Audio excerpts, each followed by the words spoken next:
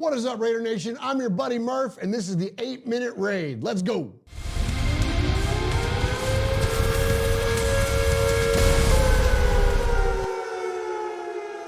What is up, Raider Nation? I'm your buddy Murph, and thank you again for joining me for this episode of the 8-Minute Raid, where we are brought to you by the good folks at FanDuel. That's right, the good folks at FanDuel. We thank them for their support, not only of this show, but all the shows on the Murph's Fan Cave Network. We thank you guys so very, very much, and we appreciate all of the new subscribers that we've gotten recently. Appreciate everybody that's joining in and new to the channel, and the audience that's coming in because of this little thing here, the 8-Minute Raid. So appreciate you very much. All right, what do I got for you tonight? Really interesting, because sometimes I'll go into one of these, have an idea in my head, and then something will happen, and then it completely redesigns what I want to do with this show. So today, Pro Football Focus released their rankings of every player for the Raiders since 2006, so last 20 years. They've put out their, like, basically their all 22 team, right? It's actually all 24 because they counted some extra positions. But anyways, point being though, is that when it comes to offense and defense, and I believe they did this for every team, but they came out with their list for the Raiders. Now, I don't know about you guys, but I have a little bit of a love-hate relationship with PFF.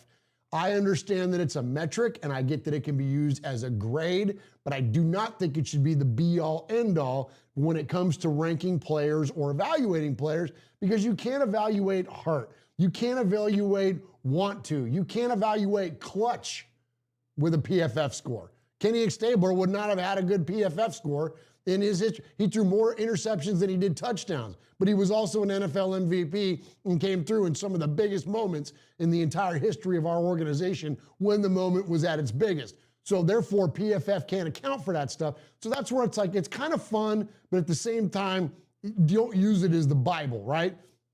All right, but let's go ahead and go through these things. Pretty fun stuff here. There's a lot of these I agree with. I agree with the majority of this stuff, but when it comes to some of these, I think that they could, I'm going to reevaluate a little bit based on my fan opinion of a guy that's watched every single snap of this football team, like many of you, since 2006. So, all right, so number one on their list, we'll start with the offense. Of course, Derek Carr is your quarterback. Then you've got a halfback, Josh Jacobs. I think you could probably toss out an honorable mention for Latavius Murray, but by far, Josh Jacobs was the best running back that we've had in the last 20 years. At fullback, slam dunk, it's the GOAT, it's Marcel Reese. There is no, Alec Ingold was nice, but he wasn't no Marcel Reese. Here's where the first one I disagree with. Their wide receiver number one, they've got Davante Adams. I disagree with that.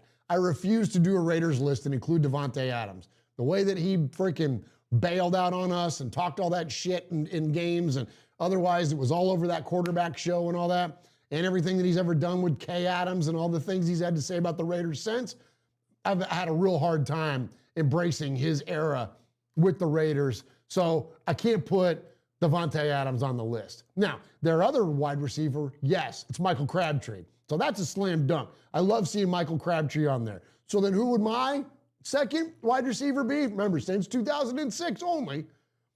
Give me Amari Cooper or even Seth Roberts.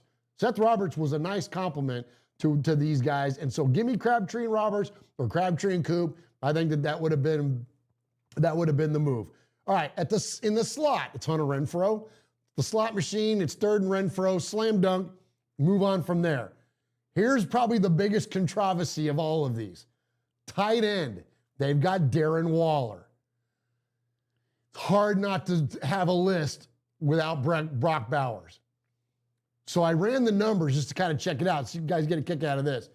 And Darren Waller's first 2 years with the Raiders when he broke out. And listen, he was one of the best times ends in football this time. Peak Darren Waller was absolutely insane. He played 32 games in his first 2 years with the Raiders. Brock's only played 29 because of the leg injury. Waller had 197 catches. Bowers has 176. Waller had 2,341 yards. Bowers only has 1,874.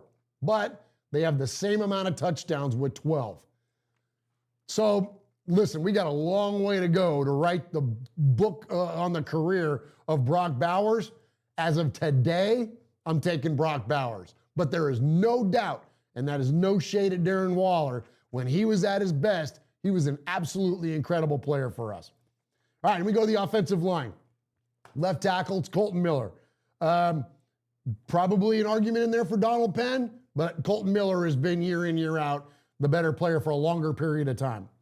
Left guard, Gabe Jackson. Okay, this is interesting because then, of course, you got Huddy, you got Rodney Hudson at center. Right guard, they got Cooper Carlisle. I'm like, wait a minute. Didn't Gabe play over on that right side a whole bunch? So instead, and I'm taking out Cooper Carlisle, I'm putting in Gabe Jackson at right guard, and then I'm putting Kelechi over at left guard, where he played in those amazing teams after we acquired him from Baltimore. So that's my offensive line. But again, this is just a fan opinion. And then at right tackle, they got Cornell Green. I don't know if I love that or not. I don't love Austin Howard either, but I might have to put Austin Howard there instead of over Cornell Green. Cornell Green was not elite. Austin Howard at least played on a really, really awesome line with a bunch of really other good players.